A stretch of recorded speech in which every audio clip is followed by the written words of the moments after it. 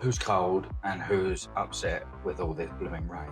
I know it's winter and I know people are going to say that, and I know it's the UK, but I don't like it. So I'm going to huddle up here in the warm and we're going to service this steering damper. One of the first things we need to do is get this eye off. For that we need a little bit of heat. I've already preheated it if I'm honest with you. That way it melts the lock pipe and we can go ahead and get this eye off, which will allow us to remove the shaft from the body. That way we can get to all of the internals, because this one has gone tight. Now I don't know if you can see here, it's been sitting for a while. Yeah, so it takes a lot of effort to get going and then goes tight. So we've either got an issue with the two bushings or we've got an issue with the center piston. Now it's going to be one of the two, but full service is going to solve all of that. So let's get this apart and have a look. I don't know if you can see, there's two caps. Well, there should be two caps. I've taken that one out already. There's two caps that basically hold the seal and the bushing and a spacer all in place inside here.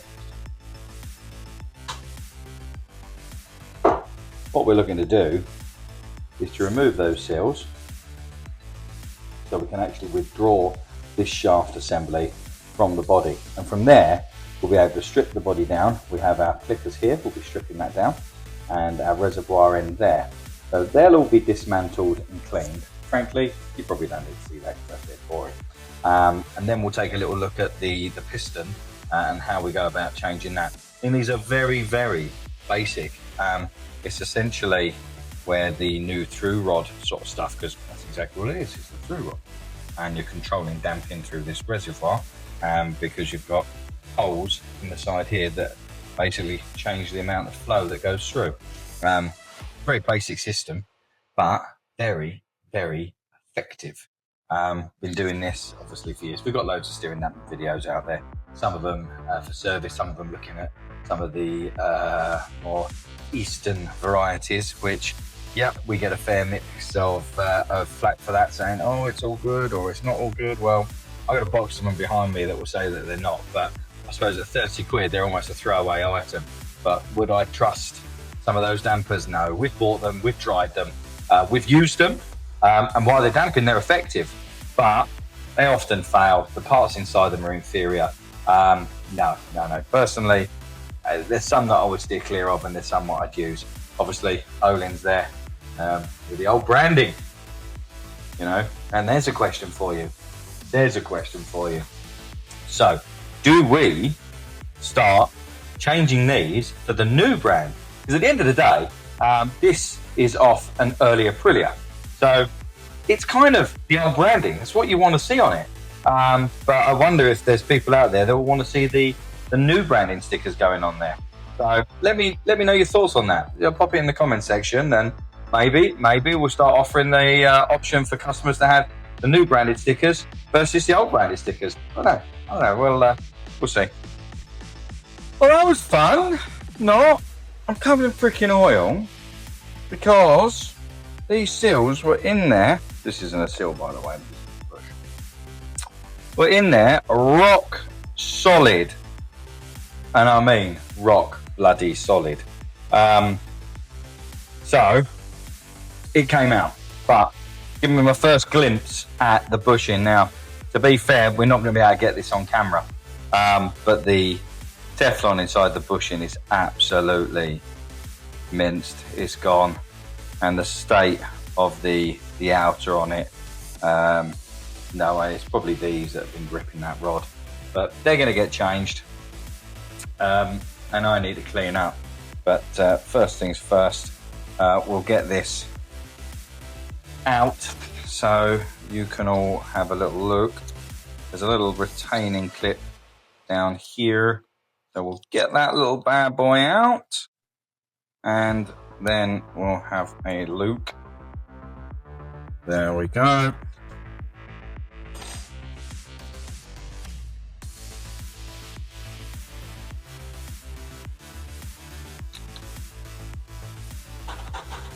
And there's our first look. Everything now. There's a little bit of galling on that in the center. I don't know if you can quite see that, if my camera will focus on it. But we'll be changing that anyway. That's locked on to the rod with these little center sections there. And got another bit of fun to do. These are the bits that all you guys probably don't see around scenes, is when you get old stuff in like this, that usually someone's either had a go at it or something seized, but in this case it's a little over tight, so we've got the little wee grub screw that holds the adjuster in, which is going to allow us to strip the clicker assembly out. That doesn't feel great. I'm in there with the tool and I can feel it. It's a bit raw. So I'm going to go get another one of those and we'll get that out and stripped, and we're almost halfway through the service. Obviously need to get that seal out, and then we'll get the other bush and its holder out and the other little clip. So get in there, but fun and games, isn't it, really? That's why I'm not wearing my glasses, because I've had a few squirters and they've got me, and then trying to clean the oil off my glasses is murder, but that's the way it goes, isn't it, really? So anyway, I'm gonna go get a tool. I'm gonna get a brew.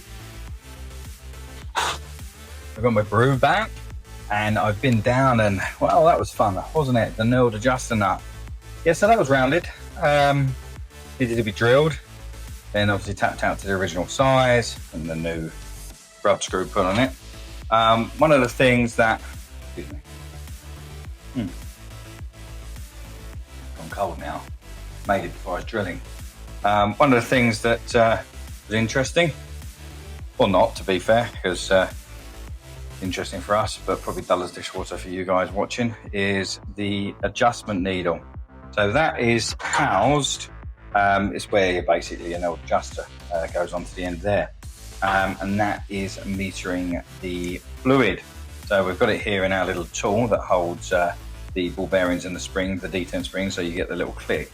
But this was absolutely jellified. So if you can imagine seeing that needle there, well, that was all coated in like a jelly-like substance that, to be fair, unless you're sort of fully dismantling these, you're not going to find. So that could have been the cause of it. There might have just been a blockage down there that initially just needed that force to get going. I'm not sure, but so we've got all of that cleaned and stripped. I've actually cleaned and stripped all of the body, and we've gone ahead and we've replaced that off camera. So realistically now, it's just a reassembly phase. A few moments later. So we've got a steering damper to get finished, another steering damper and another set of forks to get going. So loads to do. But I was at Motorcycle Live at the weekend. I don't know if anyone out there has been there this weekend. Interesting. I found it interesting. I don't normally go to a lot of this stuff because, to be honest, it's a little samey. Unless there's anything sort of really new out there that's worth us seeing from an industry standpoint, it's just a good day out. But someone we sort of have worked with over the last few years was there displaying his new race bike. It's Matt Whitney from WMR Motorsport or Racing, so Whitney Motorsport Racing, and he was there with his team launching the new Superstock venture. So I thought, well, go along, because you know you've got to support those that supported you over the years. Go along and see what that's all about. Gave me a good opportunity to take my son, go and see some bikes. But anyway, one thing I noticed was there's an awful lot of Asian brands there, and some of them are really quite good. I don't know, like I say, if you went Saturday or Sunday or if there's anything that you've seen, but I'd love to get your opinion on that, because for me, seeing some of those bikes at that price point was a massive surprise. So much so that I'm sort of thinking, is this where the market's heading? You know, we never steer people away from the big manufacturers, but on the flip side, is this the way the market's heading? Do we need to be looking at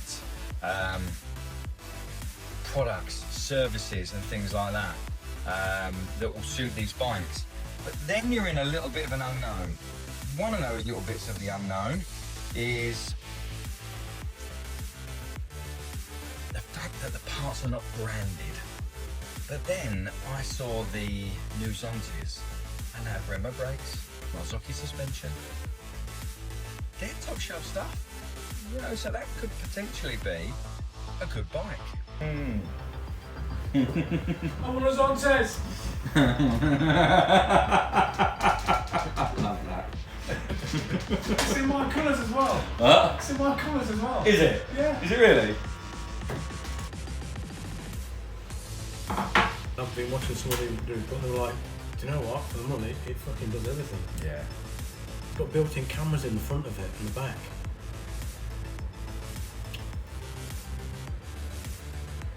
£102 a month.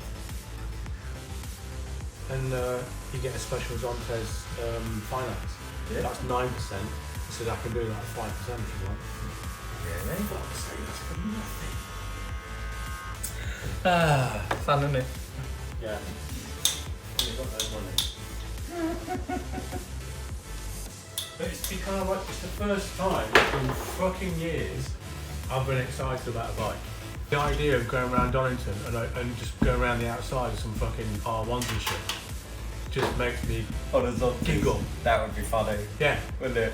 but that's what I'm not getting excited about. the other side of it. So we've got our Ohlins bleed machine here with our damper. That is our K-Tech shock stretching tool for stretching out top out springs, and it's also for measuring length and everything like that, and just all of the various adapters. So we get this on the bleed machine, we run it for a couple of cycles and make sure there's no air in it, and then we go ahead and give it a little test. So that's the damper all bled up. We've added a little bit of Loctite, got the end eye on there, and the last thing we always do is just check. Just make sure there's still no air in here. So we'll take all that off. Dead with it off, in all fairness, I have checked this, but for the purpose of showing you guys, make sure full range of movement, no tightness. Note that before we had that initial tightness. Well, there's none of that now. Wind it all the way in.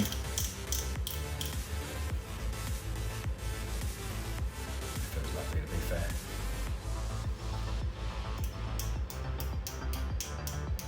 Set that for delivery. All that's left really is to give that a clean and pop out a little sticker on there just to show that it's been done. Interestingly, I don't know if you noticed then, when I wound that fully in, I can still quite move it. That is because these road dampers, they actually have, and I've got one here, I've just got another one I'm going to start, and you can see that there. There's a little hole, little bleed hole in the end of that control needle, and that is so that when it's wound fully on, you do get a little bit of flow to come past, so it doesn't actually lock on a road bike, which could be quite dangerous if someone's decided they're going to fiddle with that and you don't quite anticipate it. We do a conversion to change those out on track only dampers for these, the ZX10 and things like that, so if you need that doing, then give us a holler. But Ohlins Steering damper, me waffling, thanks for taking the time to watch, see you on the next one.